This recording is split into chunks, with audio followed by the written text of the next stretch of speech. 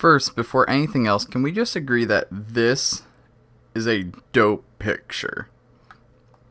But anyway, guys, this is Night, and welcome to Persephone, a closer look for Smite. Now, I have to say, what I've been hearing, especially in the data mine, sounds really promising, but finally we get an official first look at her, and it's amazing. Let me move my cursor out of the way, up to the right here. Who is Persephone? Oh yeah, God looks amazing. The design looks amazing. Who is Persephone? Persephone is the queen of the underworld. She is wise beyond her years. Even as a young ruler, she does not flaunt her power nor act hastily. Persephone is clever above all else, and she will dismantle the Olympian gods slowly but steadily. Perhaps her only feature that matches the intensity of her wit is her love for her husband Hades, who was my first diamond.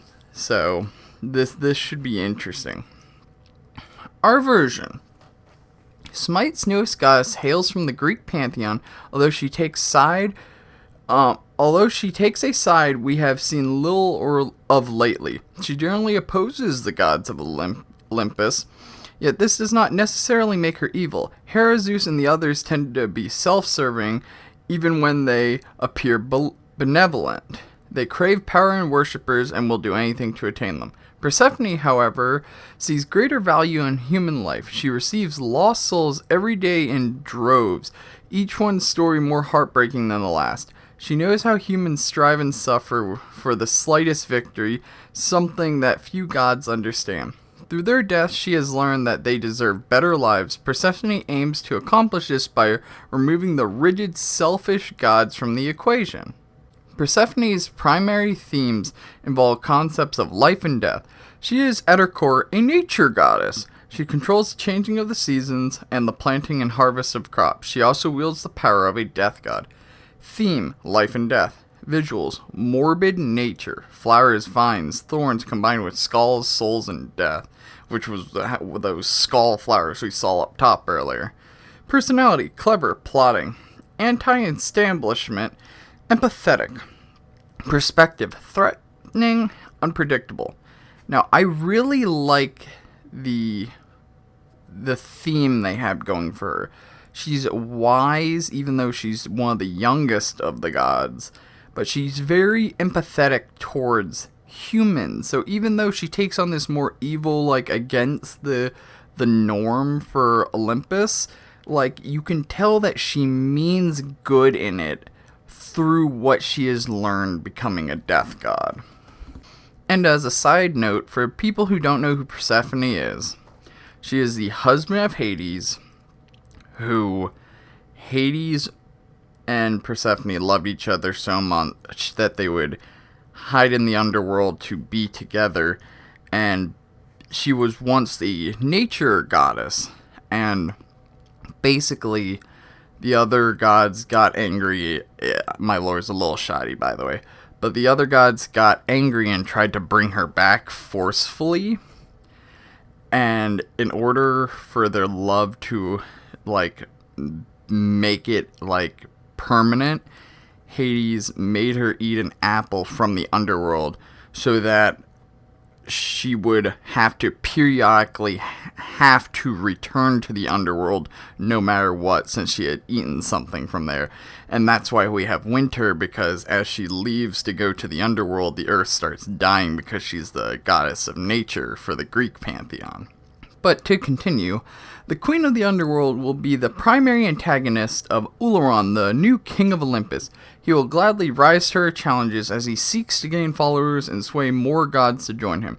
Persephone will keep him quite busy, and although she might seem like her primary goal is to embrace and defeat him, she actually has much more of a sinister plan in mind. Persephone brought about a huge unique set of challenges as we iterated on her visual design. She needs to display themes of both life and death. She needs to appear royal and influential, but not stiff or snobby. She is young and caring, yet dangerous and powerful. Now, these earlier arts, I actually like the one they went for. It's less elegance. It's less roby and like, oh, I'm a queen, and more of like, I'm here to fight and prove my point. And I'm quite liking it. Like, if I like this kind of look down here, I don't like. All these like more roby ones, I don't like. These look kind of too much like Pele, but as it moved more and more, it became more and more of her own style, which I quite enjoy. We experimented a lot with their clothing. It is important for us to keep searching for unique silhouettes of our goddesses. The short skirt combined with the long sashes stood out from the crowd and also helped meet her royal yet youthful feel.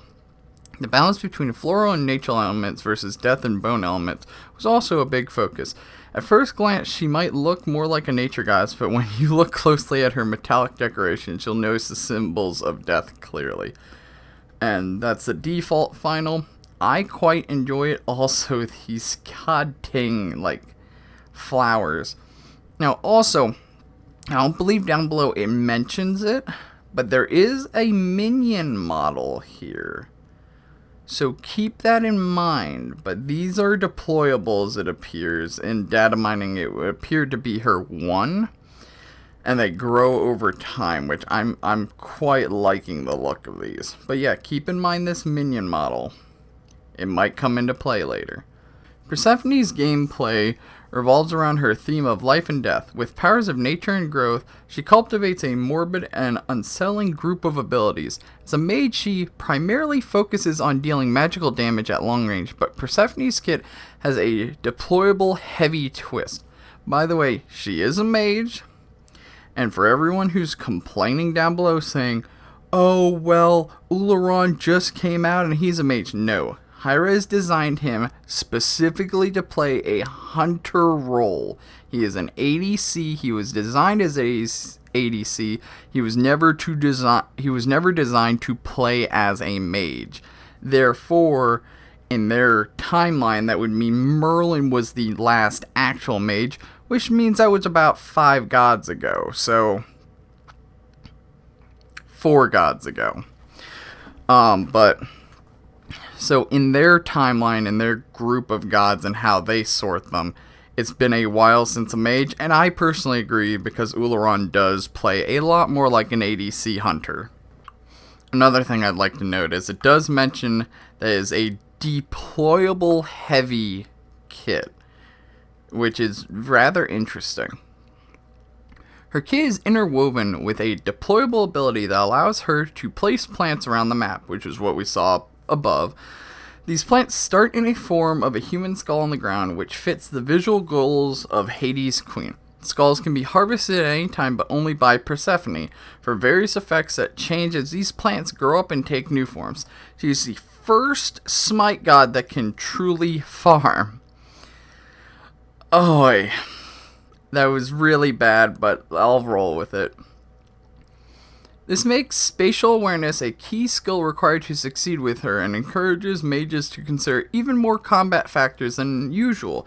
Knowing enemy pathing routes and predicting the locations of future fights will be what takes a good Persephone player to a great one. Now, this makes me think a lot of things in her kit will revolve around this plant, so if you put them up as an ambush point and they run towards it and they can't destroy it, then you use an ability and it gets a better effect when near it or something. That's what it's sounding like. But it's a very setup heavy kit, which is gonna be interesting and be a lot different from any other mage. The closest we have with deployables that can cause extra effects or something, you'd have to think a Vulcan turret, but that's just a pet. So it's interesting. It's combining the effects of a Vulcan turret, a Amuzen Cobb hive. It's gonna be interesting. Very, very interesting. These plants interact with her kit in various other ways. They fuel her passive, which allows her to earn more gold upon returning to base if she farms efficiently. Their placement can be accelerated, as well as their growth speed, although through secondary effects on her other abilities. She is also able to keep fighting after death, a long-awaited death god. Keep fighting after death. We're trying to figure out what this means, but it hints a little bit more to it later. A long-awaited death god ability, and her ultimate rounds out her kit with the ability to deal large damage to a single target with heavy CC. To others, I believe that's supposed to say. She should excel in the mid lane and appeal to players who look for something different in a mage playstyle. She is part necromancer and part farming game, bringing a very new experience to the mage class. Necromancer, like, that's all you had to say to get me interested in this, honestly. Persephone's unique gameplay features are a passive that provides additional gold for meeting harvesting goals, the ability to continue fighting after death if certain goals are met, long duration deployables, harvest skulls that grow and evolve, providing different effects depending on which stage of their life cycle when they are harvested, a unique twist on her basic attack to aid her harvesting efforts, a heavy interactive kit that affects her harvest skulls in a variety of ways, an entourage of additional models that complement her kit's visuals, a 2-directional leap, and an ultimate ability with not one but 2 new types of crowd control. Okay, before we go over the last bit, passive that provides additional gold for meeting harvesting goals. So it sounds like you'll deploy the plants around the map, and if you, like, of course you could put them all under your tower, but then you don't get the abilities of, like, having them elsewhere for your additional effects on your other abilities. So you'll want to spread these out. So, and then it becomes like an extra traveling into the jungle to get these plants to get, like, additional gold. So that's cool. The ability to continue fighting after death if certain goals are met. What are these goals? Are they the harvesting goals? Like, if you hit so many plants without backing, because it sounds like it resets once you back. So if, say, you hit, like, I don't know, 50 before backing, that's an absurdly high amount, but I'm just saying. Then if she were to die, we instead remove all those stacks and then bring her back to life, or keep her at 1 HP like a Kali. What are we talking about here? Or would she be at 0 and just be able to fight from the grave? Long duration deployables, the harvest skulls, that grow and evolve, providing different effects. So they last forever, either extremely long times, or they last forever like a Sylvanas deployable. And they provide different effects depending on what stage they are harvested in. So I guess, like, if you're in a rush, you could harvest it early, get less benefit or less, additions to your abilities, or you could wait a really long time, get them when they're fully grown. The question is, are these destroyable by enemy means? If they are, then people are going to play really selfishly with them under their tower. If they're not, then, it could waver either way then. A unique twist on her basic attack to aid her in harvesting efforts. I have a feeling this is going to be like it can pass through her plants, and if it hits the plant, it happens to harvest it. Kind of like an Izanami thing. I'm not exactly sure how to interpret that. Heavy interactive kit that affects the harvest skills in a variety of ways. So each of her abilities I picture will, like, be able to harvest the plants if within range and gain an additional effect.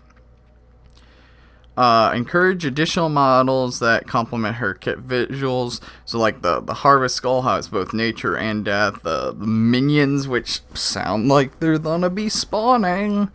I'm just saying, I bet you it's like if the flower is, like, fully grown, it'll summon, like, 2 skeleton warriors to help you in your efforts.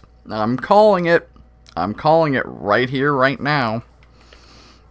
A 2-directional leap. When it says 2-directional, is it like is it like like say you press to get the targeter up and you can either select a leap forward or backwards, or is this like a Jing Chen where you leap once and you leap again? It doesn't sound like that, so it seems interesting. Unless it's like a V? Like it goes one way and then halfway through the leap it turns a different direction. Like that could be interesting. Very interesting.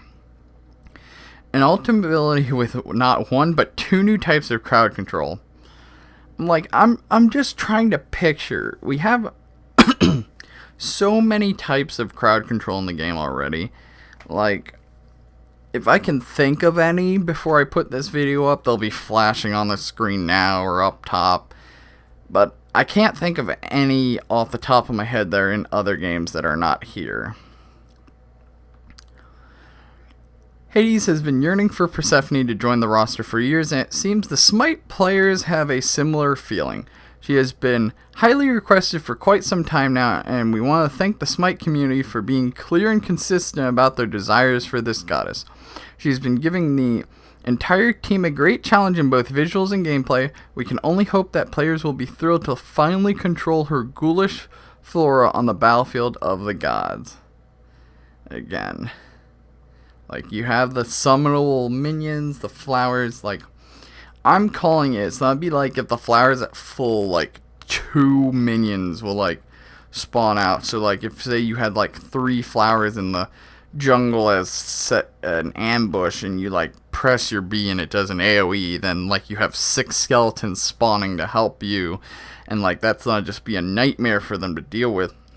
I feel like with all of our kits, that'd be very ambush oriented. Like, when you're near your flowers, she'll be real good. If you and of course you have to consider, like, you would put, if assuming they're not destroyable by the enemy, you could put multiples of them in like one area off to, in like say the side jungle from mid lane, and if they happen to go that way, then they'll not be wrecked. But then if you're putting all your eggs in one basket and they go the other way, then you're getting nothing out of it.